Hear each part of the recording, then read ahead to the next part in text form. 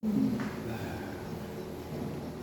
vamos continuar falando sobre aquele assunto de ansiedade.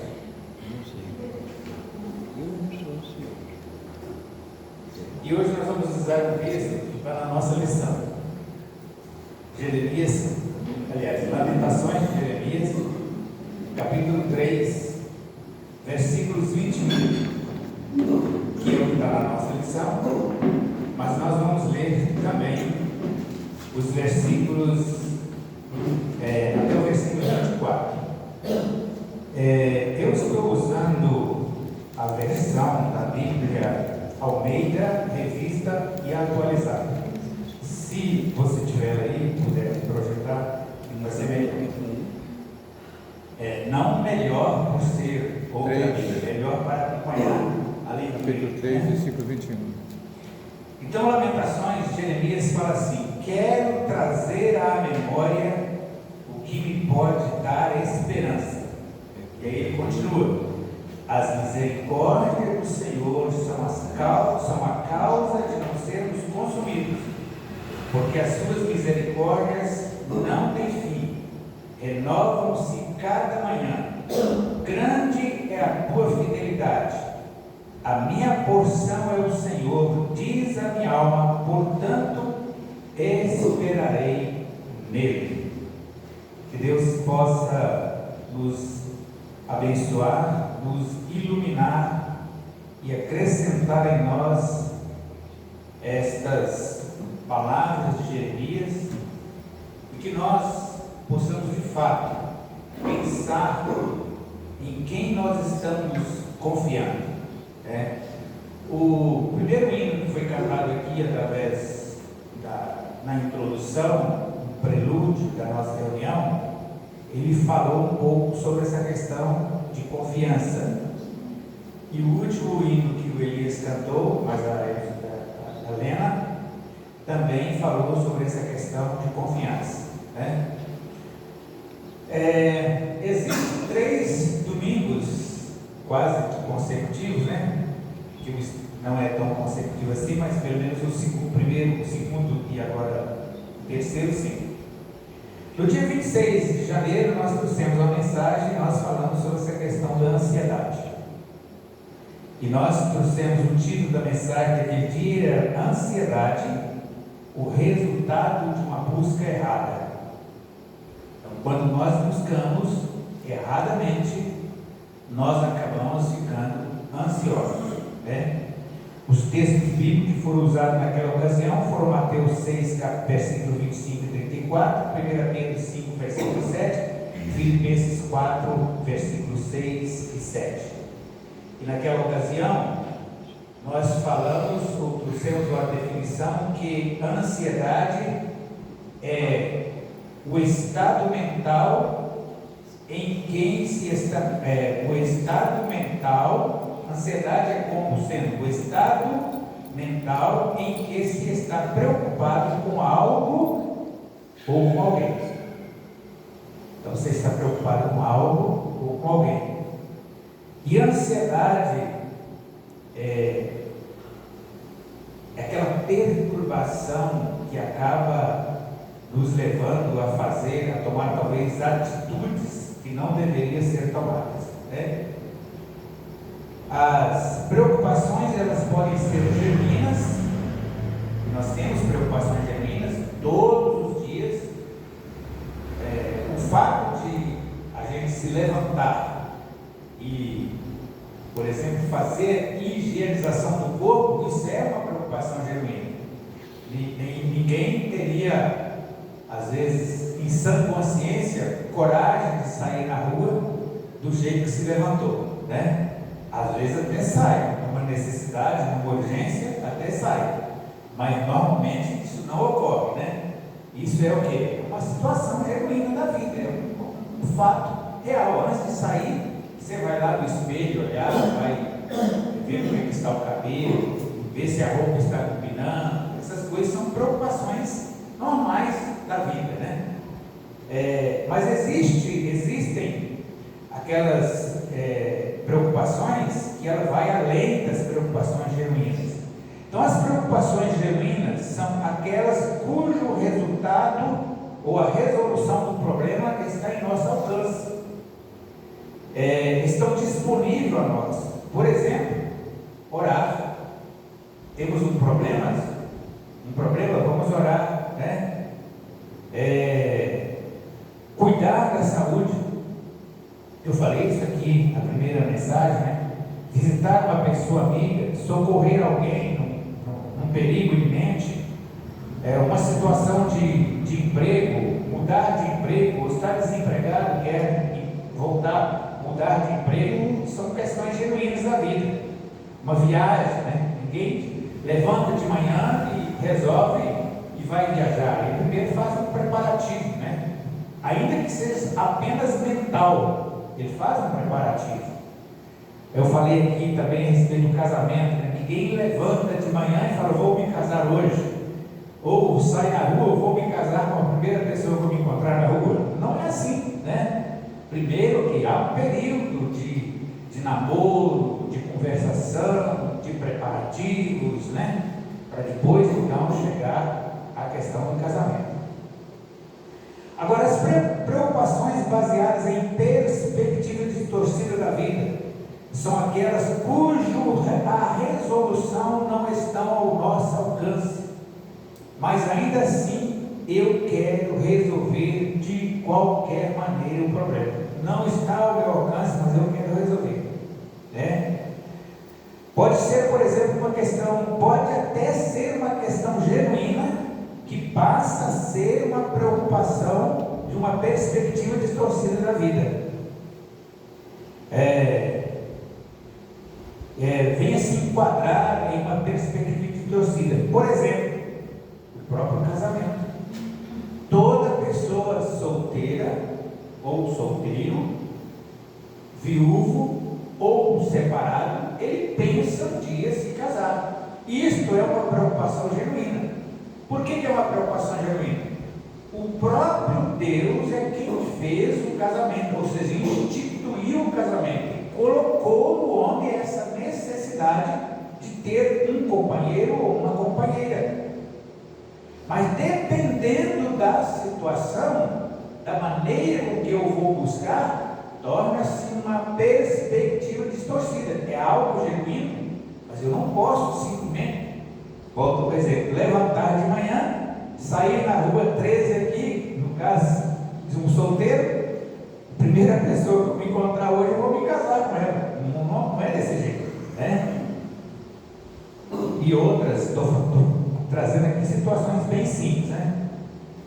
Existem questões que nós devemos agir, e existem outras que a nossa atitude deve ser a do salmista Davi: esperar com paciência ou confiadamente no Senhor.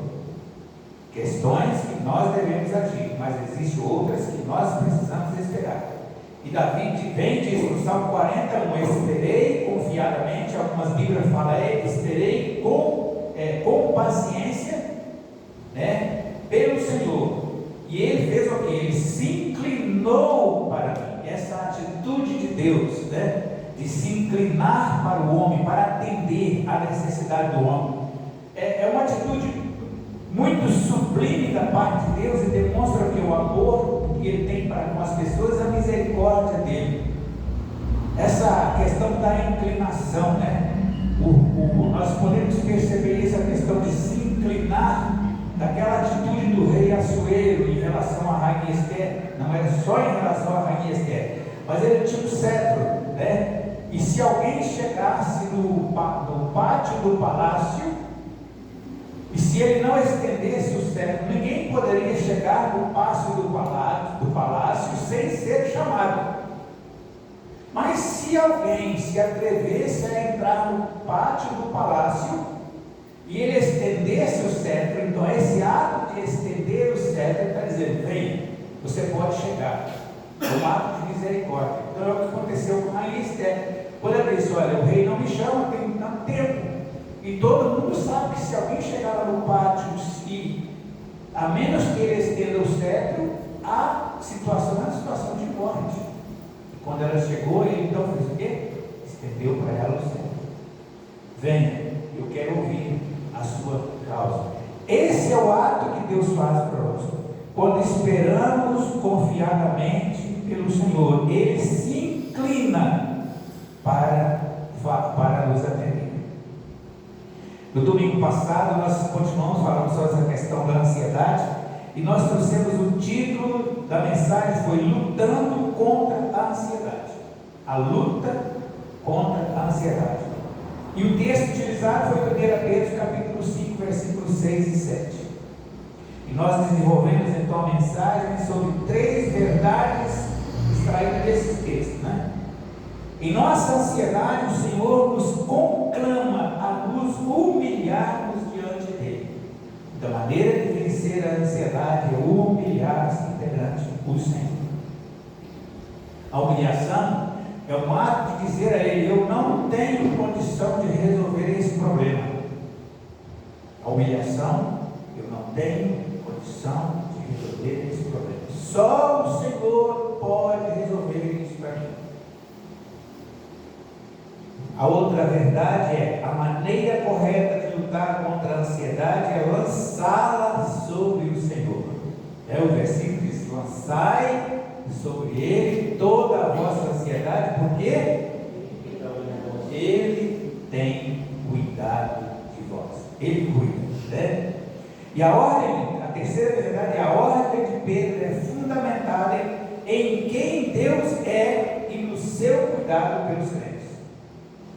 Hoje nós vamos continuar falando sobre a ansiedade, e nós vamos falar sobre o tema da ansiedade, a luta contra a ansiedade, ou o antídoto contra a ansiedade. Mas hoje nós temos aqui uma questão de uma perspectiva diferente. Nós vamos mudar um pouco a visão, mudar o foco.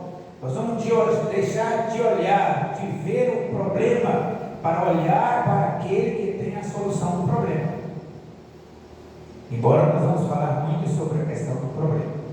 Daí o título que nós trouxemos a mensagem: antídoto ou remédio, né? Antídoto é o mesmo remédio contra a ansiedade. E um desses antídotos ou desse remédio é o versículo 21 do capítulo 13.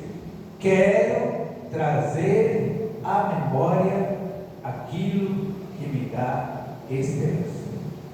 Na semana passada, eu acho que foi na semana passada mesmo, eu falei para os irmãos aqui sobre uma situação que eu vivenciei.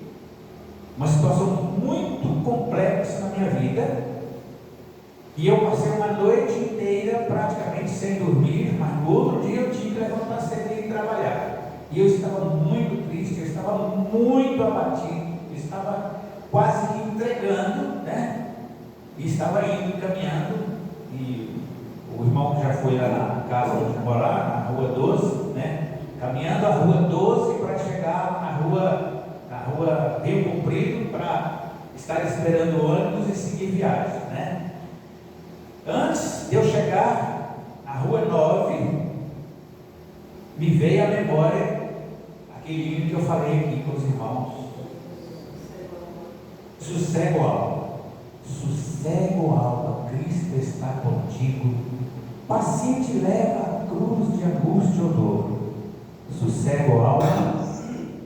Continue com isso. Depois pego aí na realização da conferência. Então, depois que eu resmunguei esse hino, a situação mudou. O problema não foi resolvido, porque esse problema ele persistiu por um tempo bastante longo. Mas aquela situação de angústia, de dor, de tristeza, de amargor, ela dissipou. Quer dizer, essa lembrança desse hino, ela fizera com que eu entregasse para o Senhor o meu problema, que eu colocasse sobre Ele o meu problema, né? Quero trazer, então nós já lemos o texto, né? Quero trazer à memória o que me pode trazer esperança. E Jeremias continua em suas lamentações: as misericórdias do Senhor são as causas de não sermos consumidos, porque as suas misericórdias não têm fim, renovam-se cada manhã, grande é a tua fidelidade. A minha porção é o Senhor, diz a minha alma, portanto esperarei nele. Mas vamos pensar um pouquinho sobre as circunstâncias em que Jeremias falou ou descreveu esses versículos.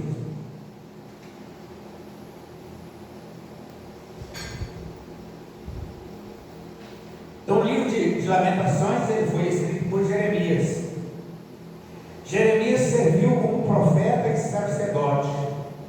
Jeremias era filho de Ilquias, não aquele sumo sacerdote descrito lá em 2 Reis, capítulo 22, outro Ilquias.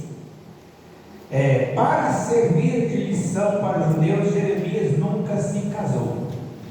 Então veja só, primeira situação, circunstância da vida dele. E olha que ele viveu praticamente até os 90 anos. A informação é que ele deve ter falecido depois dos 90 anos. Mas ele nunca se casou.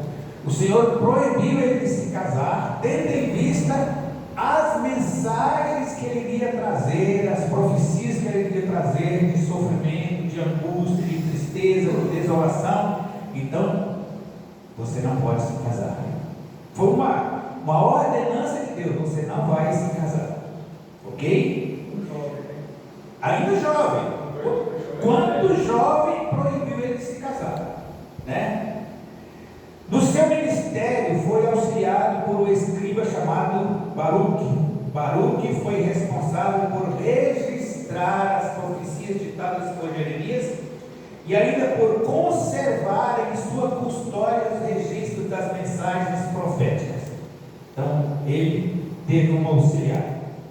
Jeremias é conhecido como profeta chorão, e de fato é, mas ele tinha razão de chorar, principalmente no livro de Lamentações.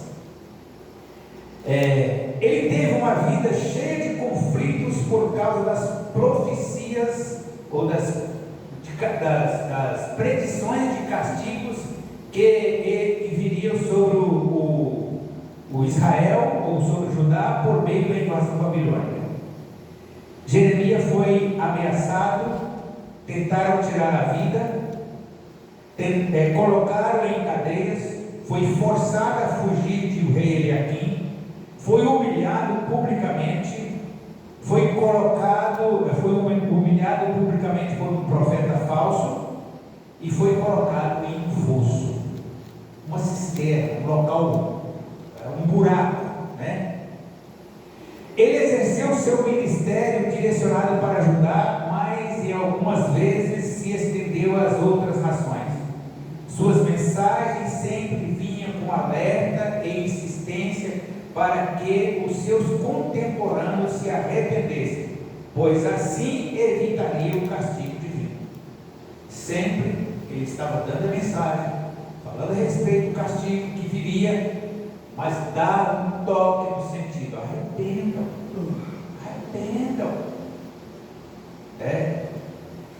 Uma vez que o povo não se arrependeu e o castigo era iminente, Jeremias então suplicou ao Senhor, suplicou ao povo a não resistirem aos invasores babilônicos para evitarem ser destruídos totalmente. Então, quando ele percebe que o povo não obedece, desculpa aí, está chutando assim, mas só uma limpeza aqui, estou pisando. Quando ele percebe que o povo não dá ouvido, agora ele fala assim: então, por favor, não resista à invasão para que vocês não sejam destruídos totalmente, porque se vocês resistirem à invasão, serão destruídos, serão mortos. Vai deixar de existir a nação de Israel. Aconselhou aos delegados de outras nações que moravam em Jerusalém a também a submeterem às autoridades babilônicas. Ele pregou sobre o castigo divino contra várias nações. O ministério de Jeremias abrangeu um período de 50 anos, aproximadamente. Foi desde o 13º ano do rei Josias de Judá, 627 a.C., até depois da queda de Jerusalém diante da Babilônia em 586 a.C. Depois de 586 a.C., Jeremias foi forçado a partir com os remanescentes de Judá para o Egito. As mensagens de Jeremias basicamente retratam: 1. Pecado do povo. 2. Os invasores que Deus enviará ou enviaria. 3. Os rigores do cerco de Jerusalém. E 4. O flagelo da destruição. Está lá no livro de Jeremias. Apregou o povo por cerca de 40 anos com foco em 3 temas. 40 anos falando quase todos os dias a mesma coisa para o povo. E 3 temas principais: o castigo que virá sobre Judá, capítulo 1 ao capítulo 29 de Jeremias. 2. A restauração do futuro reino messiânico, capítulo 23, versículos 3 a 8 e 30 a 33. E tem um tema secundário, que não é menos importante, mas era no sentido de que Deus pouparia e abençoaria a nação se eles se arrependessem.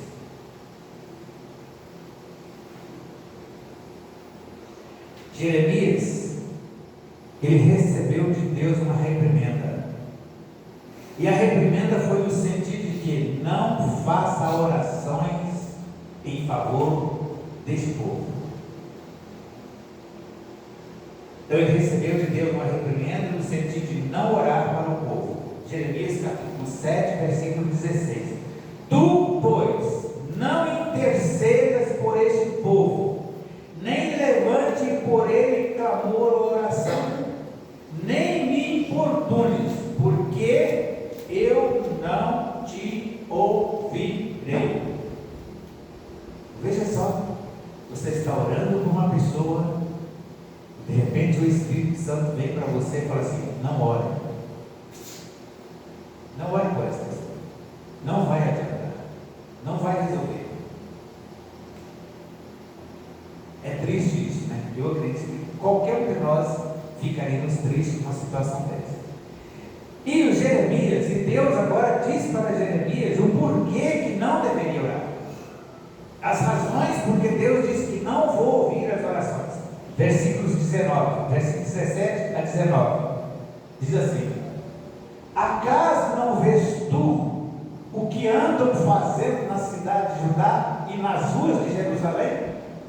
Os filhos apanham a lenha, os pais acendem o fogo, as mulheres amassam a farinha para se fazerem bolos à rainha do céu e oferecerem libações a outros deuses para me provocarem a ira. Acaso é assim que eles acaso é a mim que eles provocam a ira, diz o Senhor, e não antes a si mesmo, para a sua própria vergonha? Ele está dizendo: por que não orar? E por que ele não iria entender? É interessante a gente pensar que quando Israel, lá no livro de 1 Samuel, que tinha Samuel como sacerdote, que os anciões de Israel procura Samuel e fala assim: queremos que você nos constitui o rei. Samuel ficou muito chateado com aquilo, mas Deus chegou para ele e falou assim: Samuel, não fique chateado, porque não é a você que eles estão rejeitando, estão rejeitando a mim. Eles estão pedindo rei, então dê a eles um rei. Mas olha, antes de estabelecer um rei sobre a nação, chama todos esses anciões, esses povos, e explica para eles tudo o que o rei vai fazer com eles. E Samuel então chamou o povo e explicou detalhadamente tudo o que o rei ia fazer. E ao final da explicação, Samuel diz assim: e quando isto acontecer, não adianta orar a Deus, porque Ele não vai ouvir. algumas situações, nós a procuramos e nós nos envolvemos e depois queremos que Deus nos tire dela. Então devemos tomar alguns cuidados, né? Lamentações é o mesmo que choro, mas não é aquele choro silencioso que só você percebe, não é só um derramamento de lágrimas. Lamentações quer dizer chorar em voz alta. Então Jeremias chorou em voz alta. Então Jeremias escreve o livro de Lamentações na condição de testemunha ocular do cumprimento dos fatos apregoados por ele 40 anos. Ele agora vai escrever Lamentações. Jeremias viu a destruição de Jerusalém em 586 a.C. Ele viu a destruição do templo em Jerusalém ser destruído, queimado a fogo. Um templo muito bonito, muito belo, né? Não havia algo mais belo no mundo na ocasião. Foi simplesmente ateado fogo e destruído completamente. E Jeremias presenciou isso. Jeremias presenciou a destruição dos muros, a destruição do muro da cidade. Ele presenciou a destruição das casas da cidade. Ele presenciou a destruição do palácio real. Ele presenciou a destruição das torres da cidade. Jeremias viu a cidade desolada.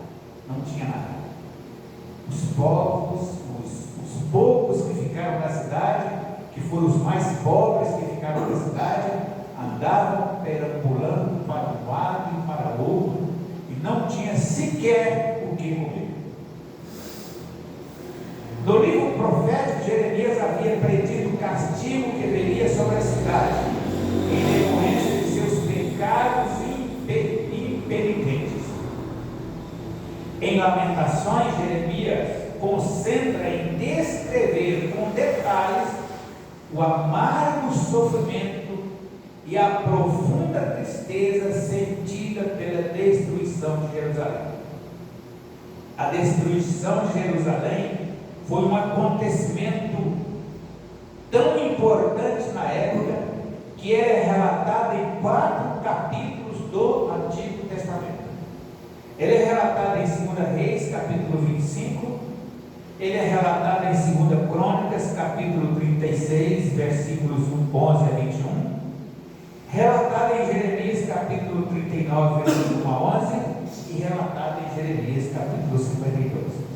Quando se fala em algo importante, às vezes nós pensamos assim, importante, mas não importa, o acontecimento, seja ele uma catástrofe, é algo ruim, mas dependendo da magnitude dessa catástrofe, ela considera ser algo importante, porque foi anunciado por todos os jornais, todos os meios de comunicação do mundo inteiro focaram naquele fato. Pode ser um fato ruim, mas é algo importante nesse sentido. Então, a importância das profecias ou da destruição de Jerusalém nesse sentido, não que era algo bom, era algo ruim, mas era algo importante. Mas para Jeremias foi o pior acontecimento que ele presenciou. O pior acontecimento que Jeremias presenciou. Jeremias conhecia o pecado do povo. Jeremias recebeu de Deus uma mensagem de advertência e castigo. Jeremias conhecia a Deus e suas preciosas promessas e sabia que se o povo se arrependesse, Deus os pouparia. Durante 40 anos, Jeremias confrontou o povo, falando com ele de seus pecados, do castigo de Deus, do desejo de Deus em que eles deveriam mudar de atitude. Porém, nada aconteceu. Eles não se arrependeram. Pelo contrário, Jeremias foi ameaçado, Jeremias tentaram tirar a vida dele, Jeremias foi colocado em cárcere. Jeremias foi forçado a fugir do rei Eliaquim. Jeremias foi humilhado publicamente por um falso profeta. E Jeremias foi colocado em fosso. Não se arrependeu. Agora, diante do fato de Jerusalém haver sido destruída, Jeremias se põe a lamentar. Ele se põe a chorar com voz alta. Ele se põe a lamuriar. Jeremias derrama diante de Deus toda a sua angústia, toda a sua dor, toda a sua tristeza, toda a sua agonia, toda a sua decepção, toda a sua ansiedade. Jeremias agora tem a mente totalmente turbada e focada no sofrimento. E às vezes isso é o quadro nosso. E foi neste estado dessa situação em que Jeremias estava, que o Espírito Santo vem e sopra no ouvido dele, vem até ele e lhe encoraja que ele deveria mudar o foco, que ele deveria deixar de olhar para os sofrimentos, para focar em algo que poderia lhe trazer esperança. Então ele vem. Aí Jeremias diz: quero trazer à memória o que pode me dar esperança. E aí pergunta: o que pode nos dar esperança? Quando estamos angustiados, quando estamos ansiosos, quando estamos tristes, quando estamos com algum problema que nós às vezes achamos insolúvel, às vezes há momentos que nós nos encontramos como se estivesse dentro de um redemoinho e o vento está soprando forte e você não acha uma saída. Qual a atitude que devemos tomar? Focar naquele que nos dá esperança. A resposta está em Jeremias capítulo 3, versículos 22 a 24. Meditar sobre as misericórdias do Senhor é um excelente antídoto ou um remédio para combater a ansiedade. E aí, quando nós vamos para a Bíblia Sagrada, do Gênesis ao Apocalipse, nós vamos encontrar atos de misericórdia, atitude de misericórdia. E nós poderíamos até trazer alguns textos sobre a misericórdia de Deus. Mas para evitar que a nossa mensagem fique um pouco longa, nós vamos deixar essa questão de focar, de falar, de trazer à nossa memória atos de misericórdia de Deus para uma outra ocasião. Mas nós vamos meditar num hino. Tem um hino que retrata muito bem essa questão desse texto bíblico que quero trazer à memória o que me dá esperança. Ele está num vídeo, se eu não me engano, Ana Valadão canta, tá? Se a igreja souber, pode cantar junto. Se não souber, só fica ouvindo, né, o que vai apresentar. E depois do hino, o irmão Edivaldo pode assumir aqui. Que Deus possa de fato nos abençoar. E nós, diante da adversidade, diga-se que todos nós, com maior grau ou com menor grau, vamos enfrentar em um momento da vida algum tipo de adversidade. Nós não estamos livres, nós não estamos imunes à adversidade. Tanto é verdade isso que o próprio Senhor Jesus falou certa ocasião: do mundo tereis aflição, mas tende bom ânimo, eu venci o mundo. Para aí, tá?